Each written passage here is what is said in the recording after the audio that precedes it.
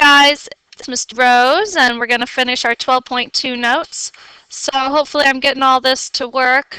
Had a little bit of technical difficulty for this. So let's all cross our fingers. So in 12.2, this is actually a really fun section.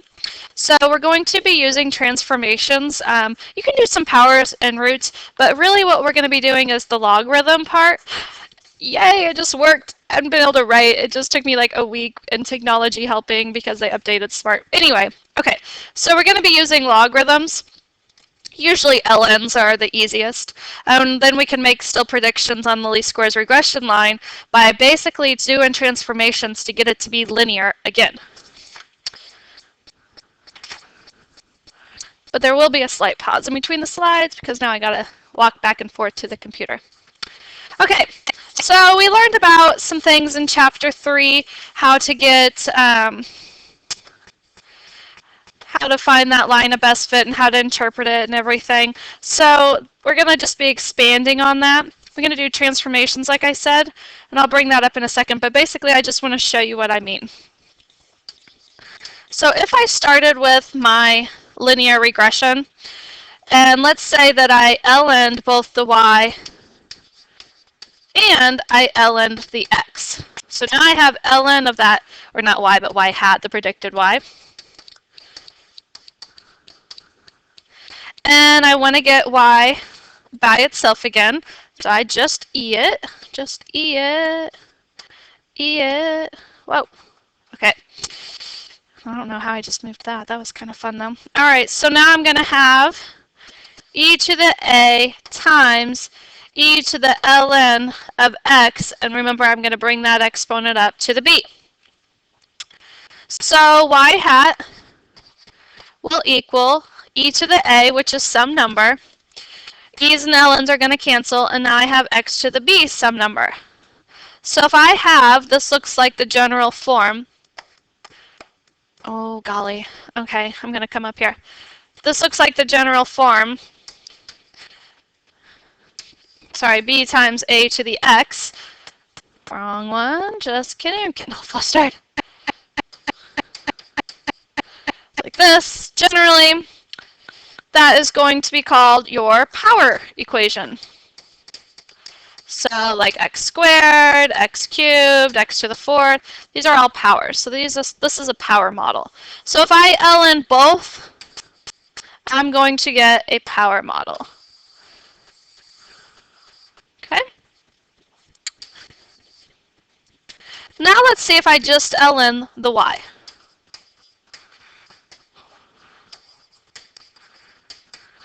So here again, I'm going to just e it.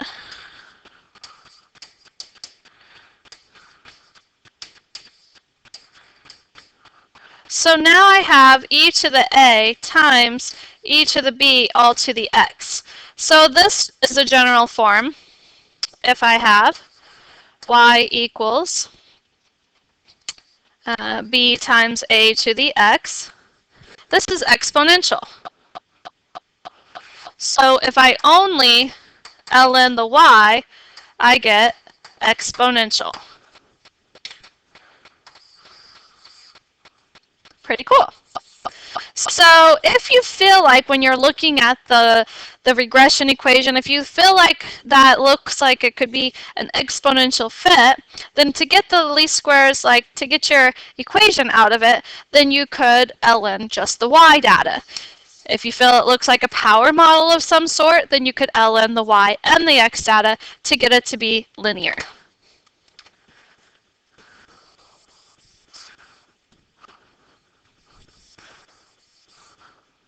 Okay.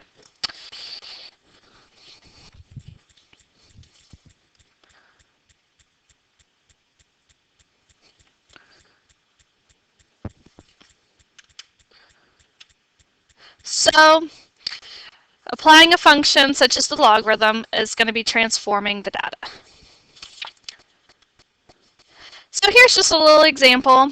Let you kind of look through it. You could visit a pizza parlor and you can order the pizza, and there's different diameters. So the amount you get depends on the area of the pizza. So here you can see the area formula, and it looks like a power model.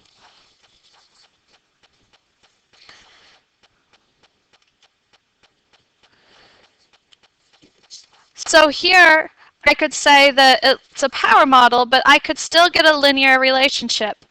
Okay, so how could I get a linear relationship if it's a power model? Well, if I think it's power, then I need to ln both the x and the y. Just another example. Imagine that you have been put in charge of organizing a fish tournament, which prizes will be given for the heaviest Atlantic Ocean rockfish. You know that many of the fish caught during the tournament will be measured and released. You're also aware that using delicate scales to try to weigh a fish that is flopping around in a moving boat is not always the most accurate result. It would be much easier to measure the length of the fish while on the boat. What you need is a way to convert the length of the fish to its weight. So here's some data collected.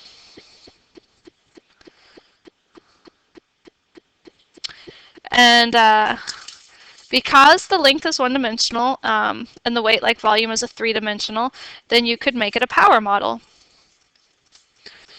So here, if you transformed again with the power, you could ln both of the data points, but when you get your power model here, you can see that it's going to become linear.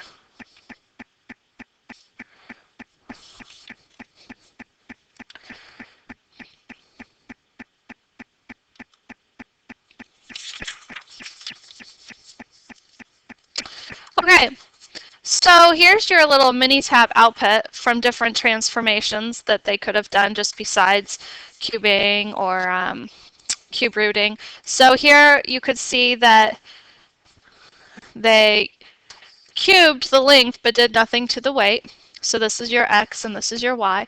Here they cube rooted the weight and did nothing to the length. So the big thing to remember is whenever you're looking now at these transformed regression outputs, when you go write this least squares regression line, it's no longer just a plus bx. You have to put whatever you did to those variables into the equations. So here you're going to see, let me hit the next button. Here you're going to see that.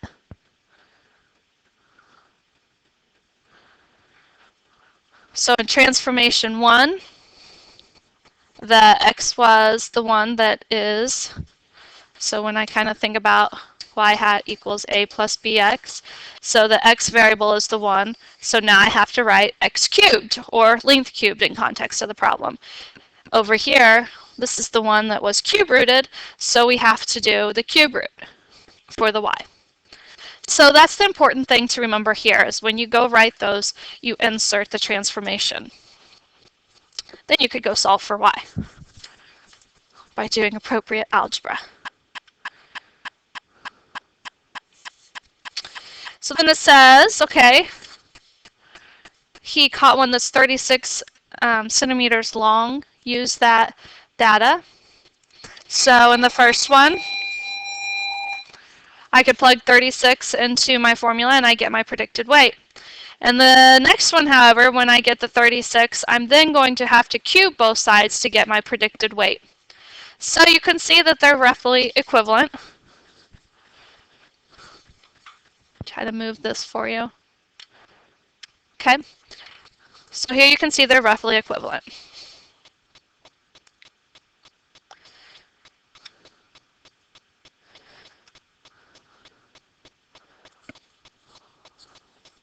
And then to see which one would be a better fit, you could kind of look at the r squared value. Well, they're still both pretty good. Or you could look at the residual plots to see if you see a pattern. All right, so this one says interpret the value of S in context. Well, S is the standard deviation of the residuals. However, that is not the interpretation. That's just saying what it is. So you need to say that the variation of the predicted to the actual of whatever the y value is going on. So our y's are the weight. So the predicted weight, the variation between predicted weight and actual rate, is off by an average of about 18.8 grams.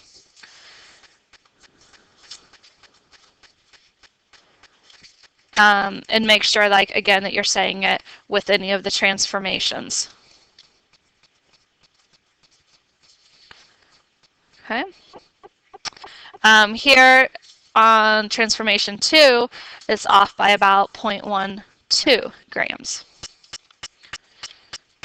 I'm just kind of looking at these residual plots too, and I really don't see a pattern at all in the first one. It looks pretty equal variant. The second one, I could see where you could argue no pattern, or I could see where you could almost argue an inverted U shape. Okay, so it's kind of that gray area that I know you guys love right now. Let's move on.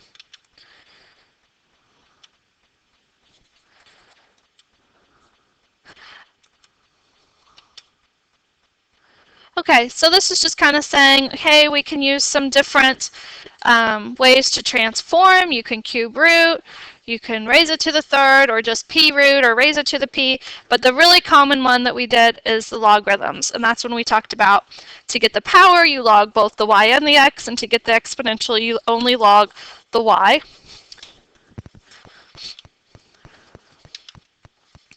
And then this is basically just doing what I did on that slide for you. So here's the exponential. If I logged both sides, I'm going to get something that looks like that. Just rearranging logs. If you want to go back and pause that, you can. But let's look at this example. We have Moore's law in computer chips. So here's some data for us on the processor and the transistors with the date. And when I look at this data, I definitely see that it is not going to be linear. I'm definitely going to have to make some kind of transformation. So part A says the scatter plot of the natural logarithm of the number of transistors on a computer chip versus the years is what they did here. So they only ln'd one side. And based on this graph, explain why it'd be reasonable to use an exponential model. Well, if you only ln the y's, we kind of went through this. Do it one more time.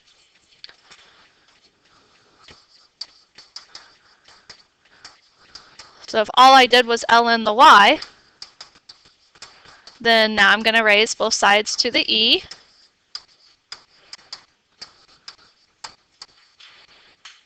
Whoops. I don't know what I just did there. E to the bx, that's a times. So here I can see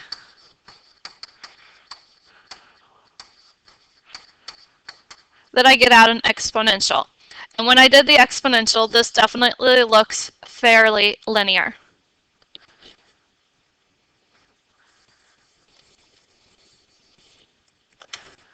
So if it's an exponential, then you just ln the y's. So now they're giving you the Minitab output, and it's for the transformation that we just did. So since we just ln the y's, we need to write that in the equation. So you can, a lot of times they're going to want you to either put the data in context, so they'll say state what the variables represent. So if you put ln of y hat, you'd have to say where y hat is the predicted transistors. Or you can just write it in like this. So I think you guys are pretty good about picking those out from Module 3. So here's your constant, here's your slope, there's your standard error of the slope, okay? But when you write it, just now don't forget to put whatever the transformations that you did in here. And then use your model to predict the number of the transistors. So I'm going to plug in the 50 because it's been 50 years since 1970. And I get this output. Well, that's what the ln of transistors equal. So to get just the predicted transistors, I'm going to need to E both sides. So it's just kind of taking you through. Don't forget, you have to go E it. Okay. So as soon as I bring that guy up and E it, I get out approximately 1.028 times 10 to the 11th. And here's a little residual plot. is this transformation appropriate now with this given residuals? So here it looks like it's going in a pattern. Okay. So I don't know, you could kind of say it definitely looks like there's a pattern, or you could say it's pretty spread out. But if you looked at this transform data, it's much more linear, but you might still see if there's a better fit out there. Okay, so just the power model one more time. So remember, to get the power model, you have to ln both sides. So here it's just kind of taking you through some of the algebra.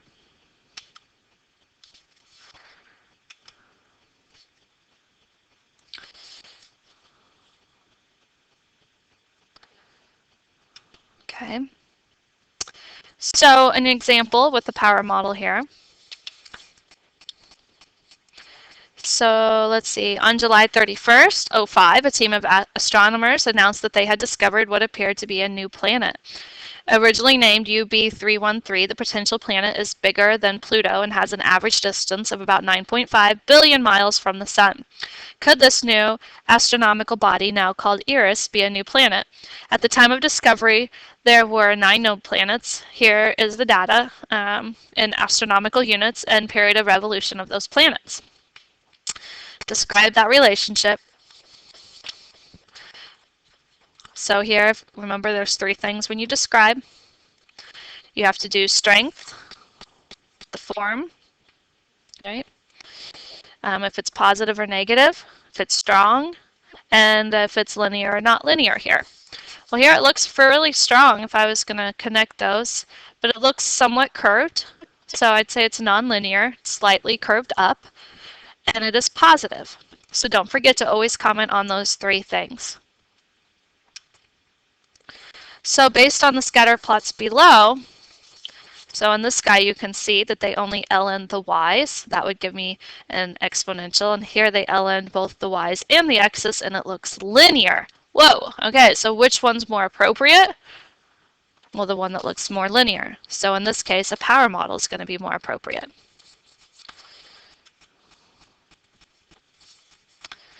Then they give us a Minitab output and give the equation of the best fit, and this is the output from the second one here that was the best fit, where they ln'd both the distance and the period. So make sure when you write that, you incorporate your ln's. So here I put the ln with my predicted and the ln with my x's. Okay, and then those other 2 numbers taken from right here. And now we're going to predict using our model.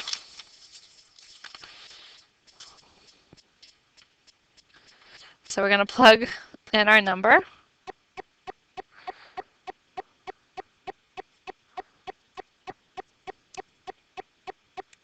And now this is what ln of period equals. Here, let me remove that blue line for you.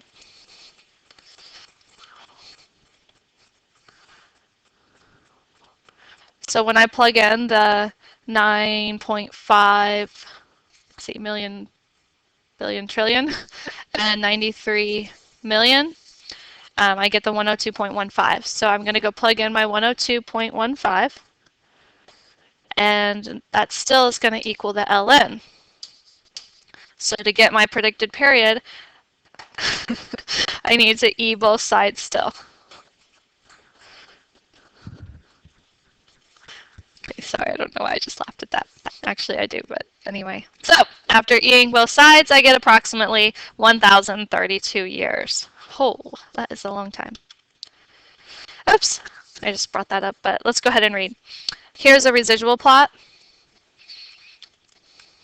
First off, it doesn't look like a very good residual plot. I see a pattern, okay? So it's going curved. So I definitely think that there's probably a better fit out there. Do you expect your prediction in part C So this prediction right here, to be too low, too high, or just right. Well, if I was to kind of go and look and see where that 6,9 is over here, it's going to fall in this area. So actual minus predicted.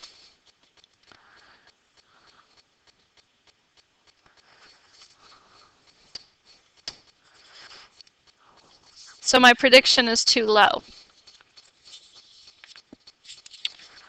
All right. That pretty much sums it up. We're going to do some AP questions together. Make sure you feel good with this. It's really not too bad. I think it's just kind of a lot of fun doing some of those LNs from algebra. So here's just a summary.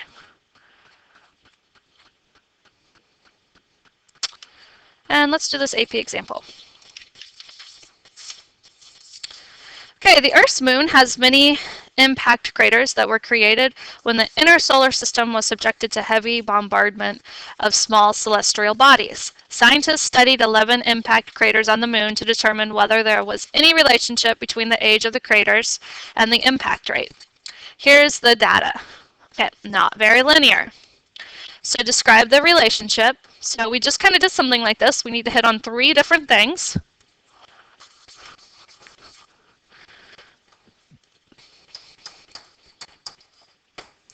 So first off, I can see it's going down, so this is negative.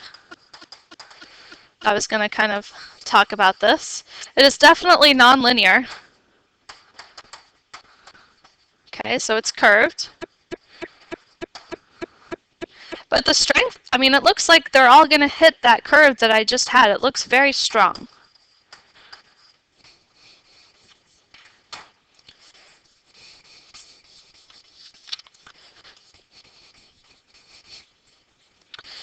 You could also comment, just kind of talking about, that's what I did too, in that form, it's nonlinear. It looks like you're going to, I wanted to kind of expand on this. Okay, so as age increases, kind of both of these, as age is increasing, it dramatically drops.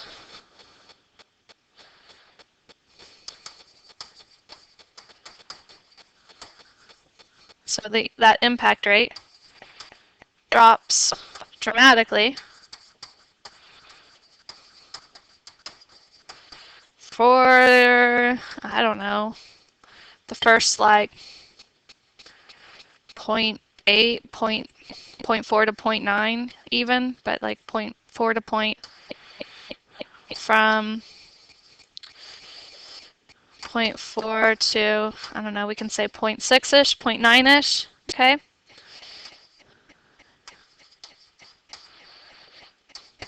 Then slowly declines, kind of levels off.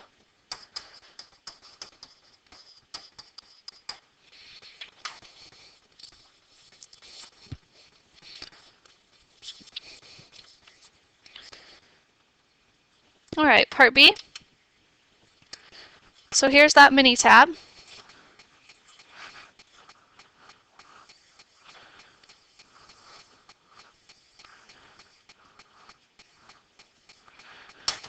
All right. So B, interpret the value of r squared. All right, you guys should be really good at this now. The only little slightly curve, remember I said as you're interpreting, you need to make sure you pay attention to any of the transformations. So I can say that 89.4% of the variation, it's now just not in just the y, but here it's in the ln of y. In the ln of rate, okay? So make sure you get that, is accounted for by the regression equation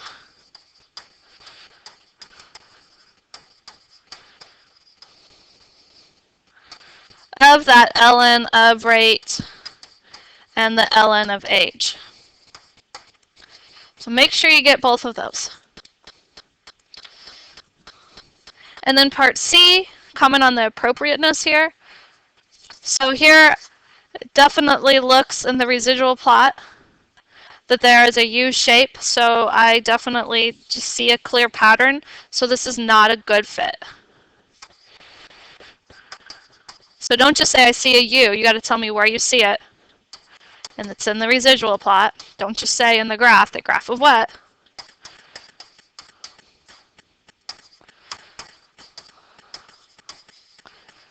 So it's not a good fit. Okay, let's do this next one.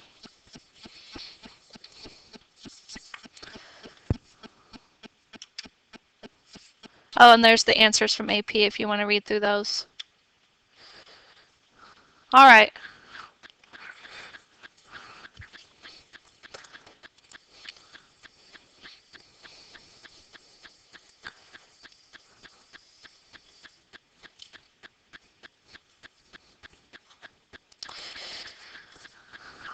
All right, so read through this example.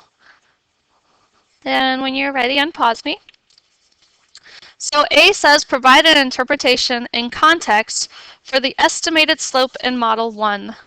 So Model 1 slope is right here. So 1.080, and I always put it over 1, and I know it's change in y over change of x. And the y's in this case are the estimated, and the x's are the actual. And this just always makes it a little bit easier for me to interpret if I kind of get that little visual. So here I can see for each actual 1 increase,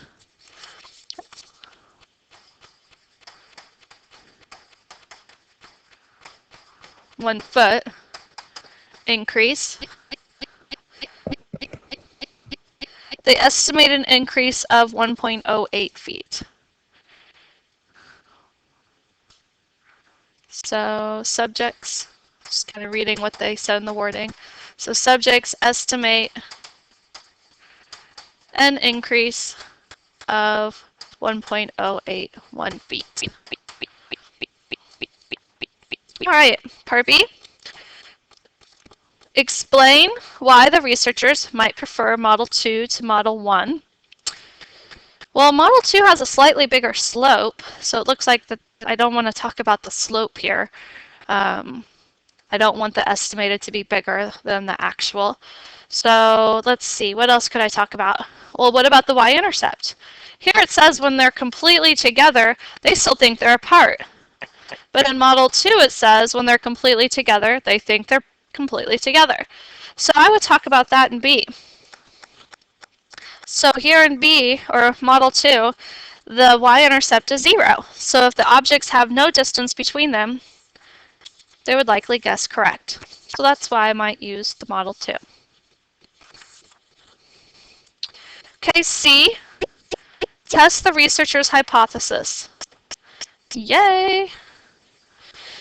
With the estimated increase as the actual distance increases, and we get to assume conditions have been met. That makes me happy, because I don't want to go through the letter. All right, so let's see. C, write your hypothesis. Hopefully you got that far. And that. So let's talk about what beta would be here. So we're looking for the actual, remember we said the slope, and they're kind of helping you out with A. So we said the actual over the estimated. Well, what do we want it to be? What do we want a slope of? We want to see that it is 1. Okay, that would be the null here. And here it says that we are going to overestimate. So we're saying we're overestimating, so we're going to say greater than now, the 1. So we're going to conduct a t-test for the beta.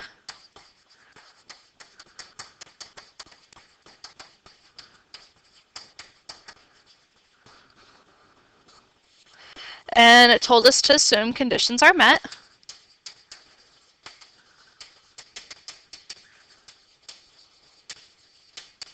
Yay! All right, So here I can't really put any information into my calculator, so I definitely need to make sure I know the formula going on here. So I'm going to do my t. So t equals b minus beta over the standard error of your slope. And they actually told us that. So here, when I go fill those in, so let's see, my slope that they gave me for Model 2 was 1.102 minus our beta, which we said was 1, over that standard error of 0.393. So I can see that's about 0.2595. I have degrees of freedom. There were 40 subjects, so my degrees of freedom is 38 and minus 2. And here what I did now is my TCDF. So I went from 0.2595 to infinity, because I want it greater than, and with my degrees of freedom of 38, and I got out a p-value of 0.3983. There were a few other ways you could have gotten that, so whichever way you prefer, as long as you get the right answer. So since our p-value is so large, we're going to fail to reject the null. We do not have significant evidence that the subjects overestimate the distance. And make sure you always talk in context of the problem.